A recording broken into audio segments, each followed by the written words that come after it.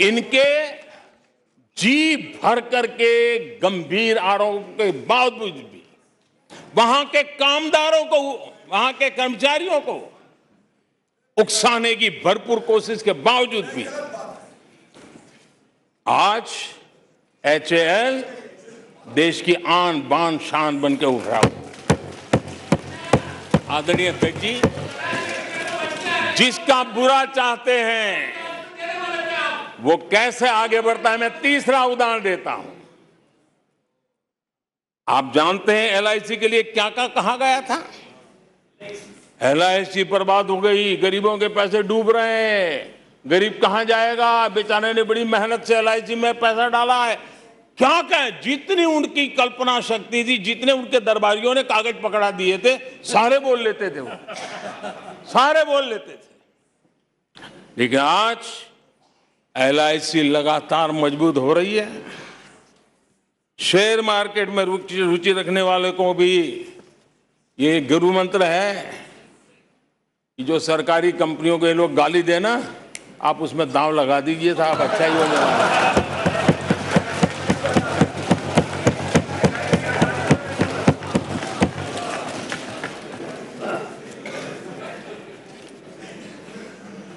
आदरणीय अध्यक्ष जी, ये लोग देश की जिन संस्थाओं की मृत्यु की घोषणा करते हैं, उन संस्थाओं का भाग्य चमक जाता है।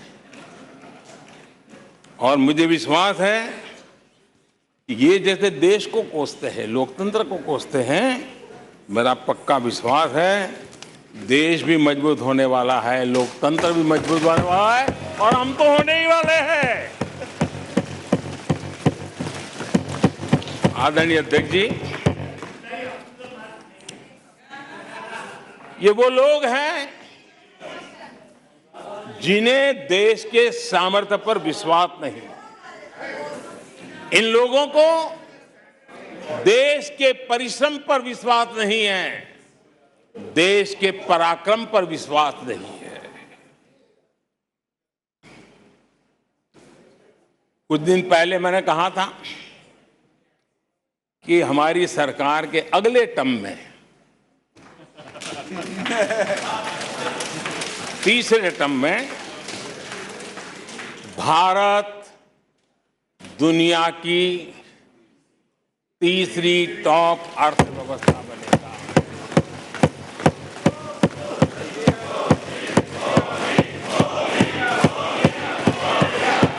आदरणीय अध्यक्ष जी, आदरणीय अध्यक्ष जी, अब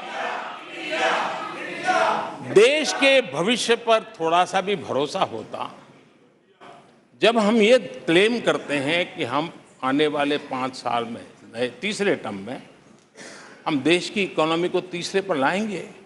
तो एक जिम्मेवार विपक्ष क्या करता? वो सवाल पूछता, अच्छा भाई बताओ, निर्मला जी बताओ कैसे करने वाले हो, अच्छा मोदी जी बताओ कैसे करने वाले हो, आपका रोड मैप बताओ। ऐसा करते। अब ये भी मुझे सिखाना पड़ रहा है। लेकिन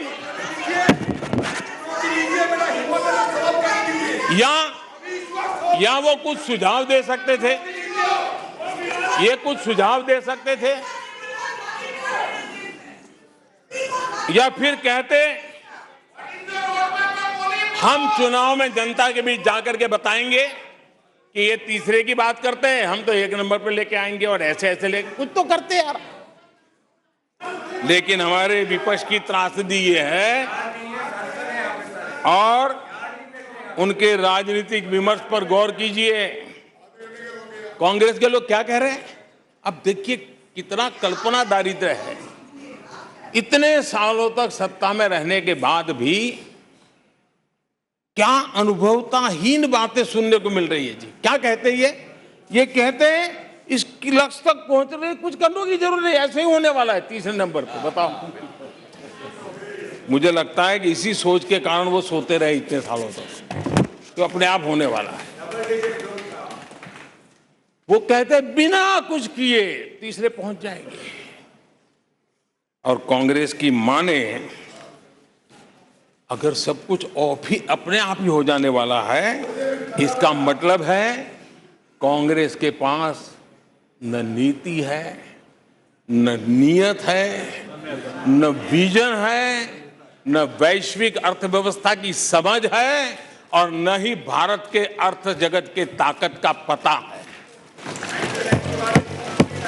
और इसलिए सोए सोए सब हो जाएगा, यही एक आदरणीय अध्यक्ष जी, ये वजह है कि कांग्रेस के शासन में भारत गरीबी और गरीबी को बढ़ाता गया। 1991 में देश कंगाल होने की स्थिति में था। कांग्रेस के शासनकाल में अर्थव्यवस्था दुनिया के क्रम में 10, 11, 12 इसके बीच में झोले खाती थी, झूलती रही थी। लेकिन 2014 के बाद भारत ने टॉप 5 में अपनी जगह बना ली।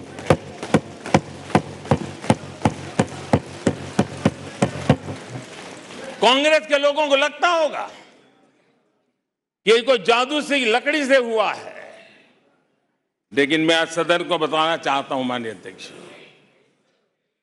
रिफॉर्म, परफॉर्म एंड ट्रांसफॉर्म एक निश्चित आयोजन, प्लानिंग और कठोर परिश्रम की पराकाष्ठा,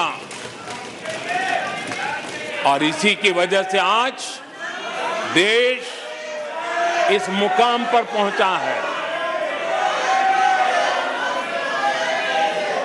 और ये प्लानिंग और परिश्रम की निरंतरता बनी रहेगी। आवश्यकता अनुसार उसमें नए रिफॉर्म होंगे और परफॉर्मेंस के लिए पूरी तरह ताकत को लगाया जाएगा और परिणाम ये होगी कि हम तीसरे नंबर पर पहुंच के रहेंगे। आदरणीय अध्यक्ष जी,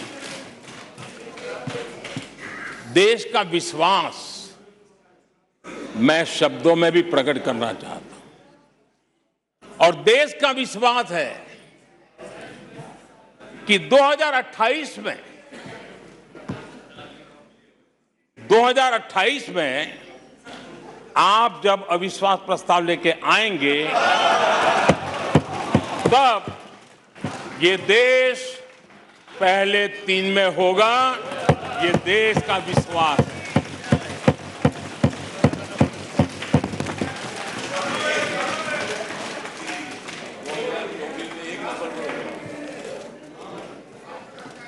आदरणीय अध्यक्ष जी, हमारे विपक्ष के मित्रों के फितरत में ही अविश्वास भरा पड़ा है।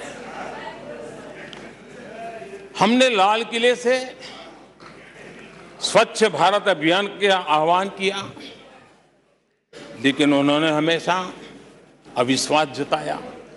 कैसे हो सकता है? गांधी जी भी आके गए, करके कह के गए, क्या हुआ? अब स्वच्छता कैसे हो सकती है? अविश्वास से भरी हुई इनकी सोच है। हमने मां बेटी को खुले में शौच से मुक्त करने के लिए, उस मजबूरी से मुक्त होने के लिए शौचालय जैसी जरूरत पर जोर दिया। और तब ये कहना, क्या लाल किले से ऐसे विषय बोले जाते हैं क्या? क्या ये देश की प्राथमिकता होती है क्या?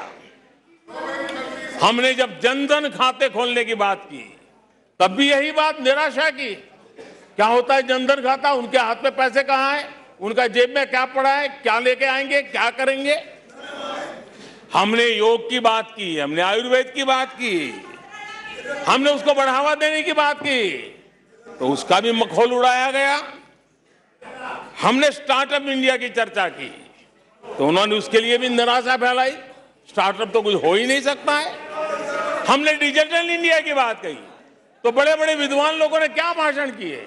हिंदुस्तान के लोग तो अनपढ़ है, हिंदुस्तान के मोबाइल चलाना भी नहीं आता है, हिंदुस्तान के लोग कहां से डिजिटल करेंगे? आज डिजिटल इंडिया देश आगे है। हमने मेक इन इंडिया की बात कही, जहां गए वहां मेक इन इंडिया का मजाक उड़ाया, जहां गए वहां मेक इन इंडिया का मजाक उड़ाया। आदरणीय अध्यक्ष जी,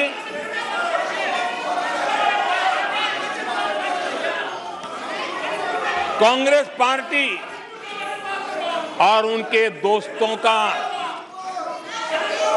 इतिहास रहा है कि उन्हें भारत पर, भारत के सामर्थ्य पर कभी भी भरोसा नहीं रहा है। भाषण पूरा नहीं हुआ। आदरणीय अध्यक्ष जी, और ये विश्वास किस पर करते थे? मैं जरा आज सदन को याद दिलाना चाहता हूं।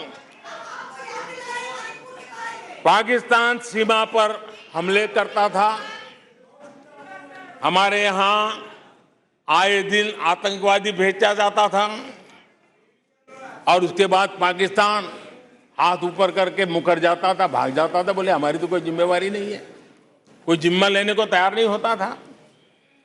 और इनका पाकिस्तान से ऐसा प्रेम था कि वो तुरंत पाकिस्तान की बातों पर विश्वास कर लेते थे। पाकिस्तान कहता था कि आतंकी हमले होते रहेंगे और बातचीत भी होती रहेगी। इन्हें यहां तक कहते भाई पाकिस्तान कह रहा है तो सही कहता होगा, ये इनकी सोच रही है। कश्मीर आतंकवाद की आग में दिन रात सुलग रहा था, जलता था, लेकिन कांग्रेस सरकार का काम कश्मीर के आम नागरिकों पर विश्वास नहीं था। वे विश्वास करते थे हुर्रियत पर, वे विश्वास करते थे अलगाववादियों के पर, वे विश्वास उन लोगों पर करते थे जो पाकिस्तान का झंडा लेकर के चलते थे। भारत ने आतंकवाद पर सर्जिकल स्ट्राइक किया, भारत ने एयर स्ट्राइक किया।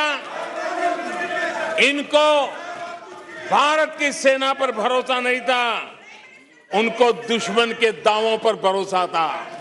ये इनकी प्रवृत्ति थी।